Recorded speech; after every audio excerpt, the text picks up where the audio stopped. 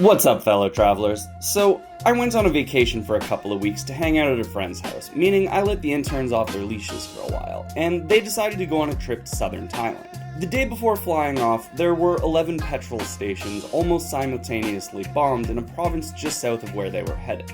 It was coordinated not to have any human casualties, but there were 4 people who were injured in the attack, and there's nothing like a rebel bombing to prompt Tubby into a research deep dive. Now, our bread and butter on this channel, or rice and fish sauce, or whatever, is context, and the interns have been to Thailand countless times. One of them even used to live in Bangkok for a while, so they know it quite well. But when I asked them what they knew about Southern Thailand, they said, Thai people live there?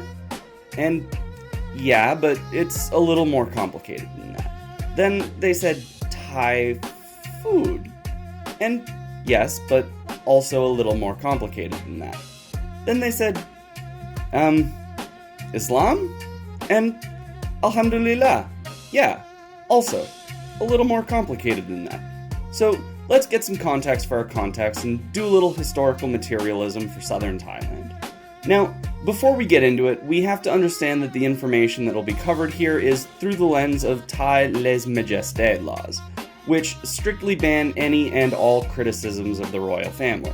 And as we want to be able to go back, and it isn't really the Thai prison system that we want to see when we do, make sure to remember that all of the information that we will cover here is highly restricted by those laws, even if we don't live there. So, let's go back a little. Thais are very proud that they're the only country in the region that was never colonized by European powers, and while there is some nuance there, it's essentially a true enough statement that we can take it at face value that Thailand has essentially always been autonomous. This, however, has not been the case for current-day Myanmar to the west, French Indochina making up modern-day Vietnam, Cambodia, and Laos to the east, and British Malaya, now Malaysia, to the south.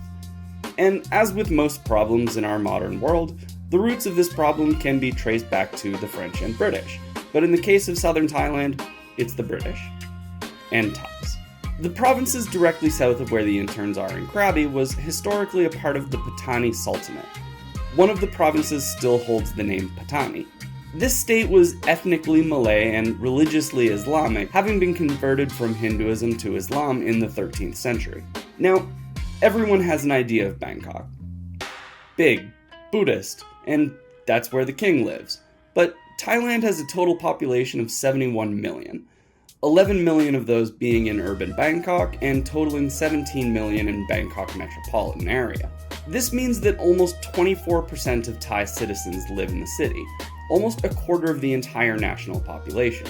The next largest city outside of Bangkok metro area is Chiang Mai at 1.25 million. So, to say that power in Thailand is centralized is an understatement. The establishment of the Sultanate is still generally a mystery to this day, but it was a strong independent state with extensive trade relationships with nation-states across the Eastern Hemisphere. By the following century, the Kingdom of Ayutthaya, which would go on to become Thailand, conquered the region and began the process of assimilation, greatly speeding up this process after the Anglo-Siamese Treaty of 1909, in which Britain recognized the legitimacy of Thai rule over the area.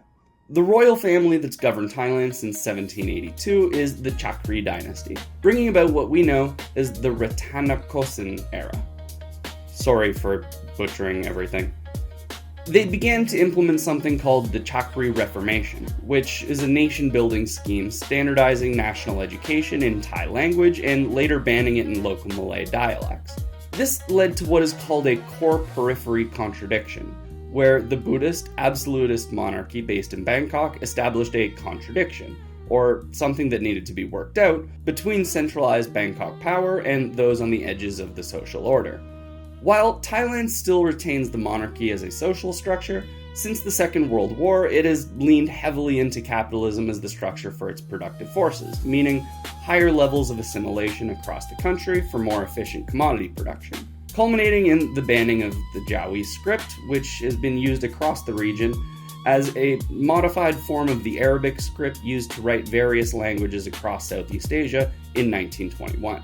The following decades of resource extraction and administration that focused on benefiting the elites in Bangkok at the expense of locals led to further animosity and economic marginalization. In more recent history, there has been a power transition between the Thai military and civilian governments that are way too complex to cover here.